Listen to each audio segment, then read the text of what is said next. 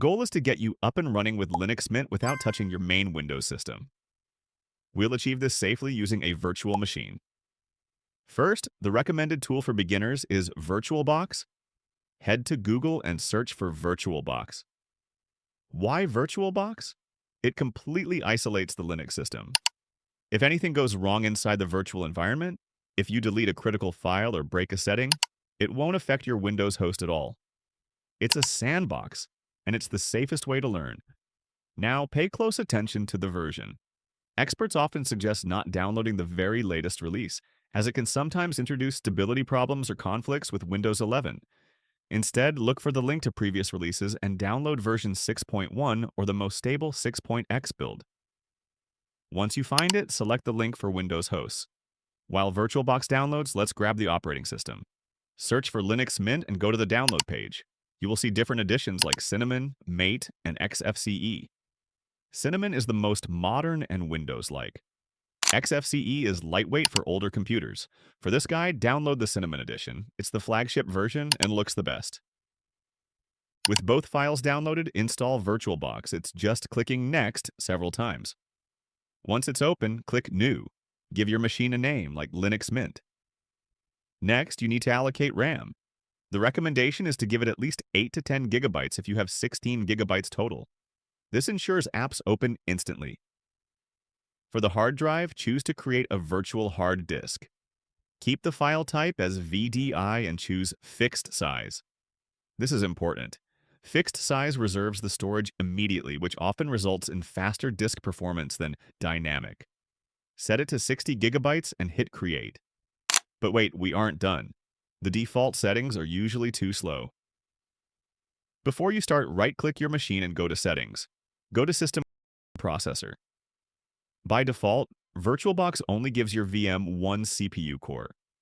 This will make Linux feel slow and laggy. Drag that slider up to 2 or 4 cores. This is the single biggest performance booster you can do. Then go to Display. Drag the video memory slider all the way to the right, usually 128 megabytes. This ensures animations are smooth and videos don't stutter. Now go to Storage.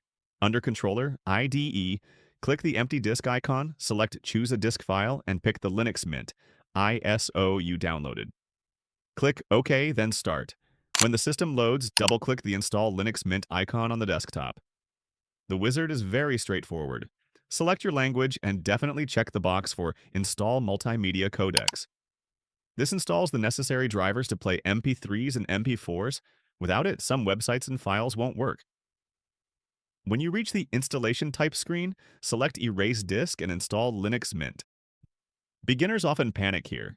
Don't worry. This is erasing the virtual hard disk we just created, the 60 gigabyte file. It is not erasing your actual Windows hard drive. It is physically impossible for it to wipe your Windows data from inside this menu. Set your time zone, create your username and a strong password, and let it install. Once finished, select Restart Now. After the restart, you'll land on the desktop. The first thing you'll see is the Welcome to Linux Mint window. Do not close this. This is Mint's best feature for beginners. First, look at the First Steps tab. Click System Snapshots, Timeshift. This is critical.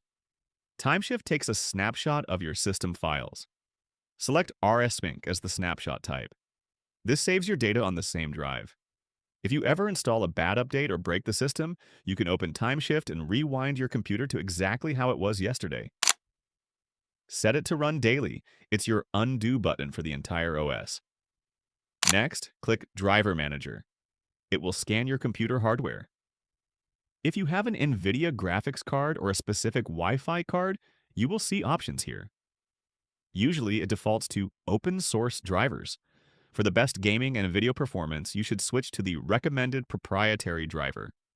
Click Apply Changes and let it install. This can fix screen tearing and performance issues instantly. Then click Update Manager to ensure your security patches are installed. Pro tip: in the Update Manager, go to Edit Software Sources.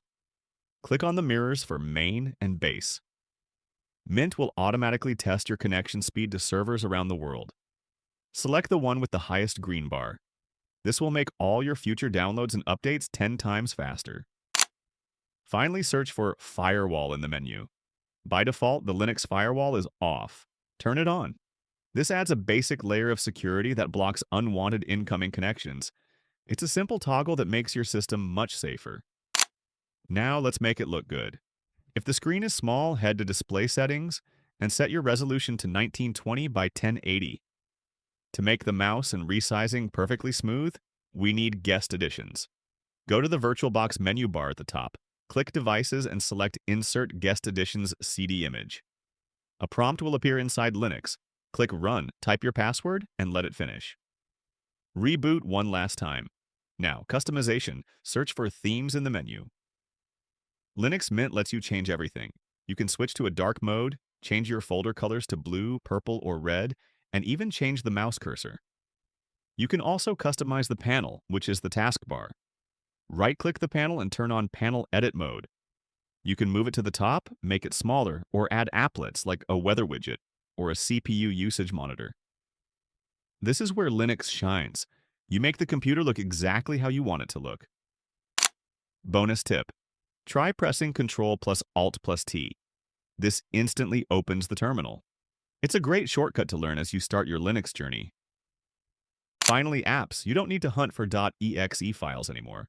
Open the Software Manager, the green icon. This is your app store. You want Spotify? Type it in and click Install. You want Discord? It's there too.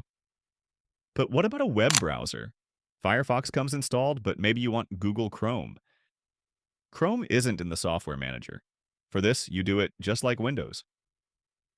Open Firefox, search for Download Chrome, and download the file. Important! On Windows, you download .exe files. On Linux Mint, which is based on Debian, you download .deb files. Double-click the .deb file, and it will install just like an exe. Lastly, for tools like VS Code or hacking tools, you can use the terminal. Don't be scared of it. Just search Google for Install VS Code on Ubuntu, copy the text, right-click your terminal, and paste. It's faster than any installer you've ever used. Speaking of the terminal, here are a few tiny habits that will save you hours of frustration. When you are typing a command or a long file name, you don't need to finish it. Just hit the Tab key on your keyboard.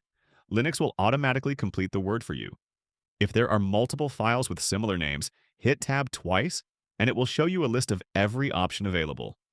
This prevents typos and makes you look like a pro. Also, if you ever feel lost in the file system, just type pwd to see exactly which folder you are standing in, or ls to list every file and folder around you. And here's the ultimate lifesaver. If you ran a long, complicated command 10 minutes ago and forgot what it was, just press the up arrow on your keyboard.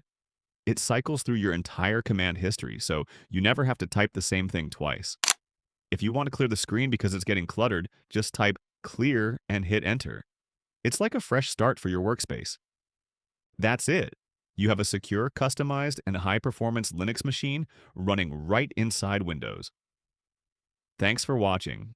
If you run into any errors during the install, drop a comment below and I'll help you out. Go explore your new system and see you in the next video.